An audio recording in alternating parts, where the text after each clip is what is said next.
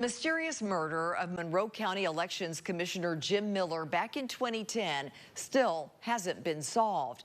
One woman was convicted of being part of the crime, but the TBI says there's no way she could have acted alone. Investigators just need someone to answer some questions to help them close this cold case and give Miller's widow some answers.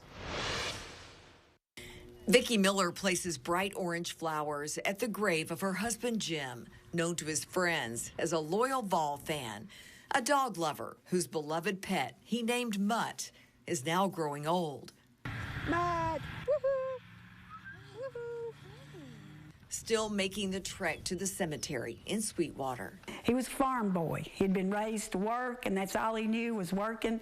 He really didn't have a whole lot of hobbies except politics, and he just and UT football. Jim Miller was proud of his role as chair of the Monroe County Election Commission. It was the last place he was seen alive in the early afternoon hours of July 17th, 2010. He called his wife and said, I'm not feeling well, so I think I'm just going to come home and lay down for a few hours, and then I'll go to the farm and work there. And he never made it home. Hours later that evening, firefighters got a call here on Sands Road. It's about 5 miles from the Election Commission. This gate wasn't here at the time. They discovered Jim Miller's Crown Victoria on fire, and then they discovered his body in the trunk.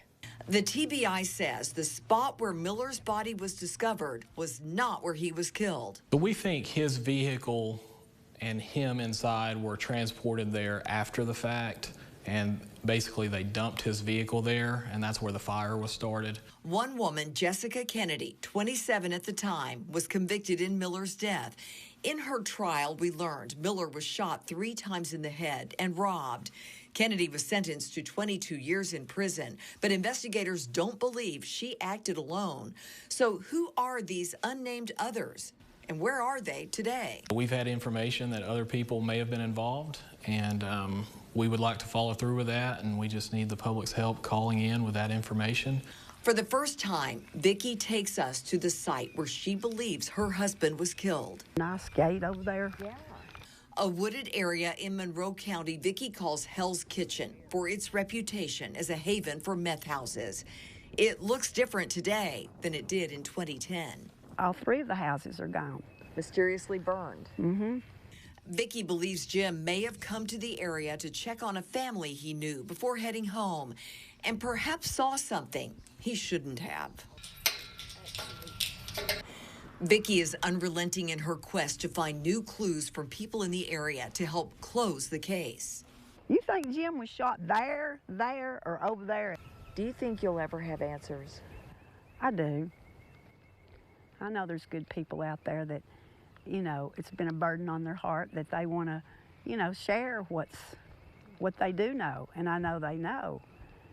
And perhaps they're afraid, but I don't see anything to be afraid of anymore. To Vicki, this case isn't cold. Feels like it happened just yesterday.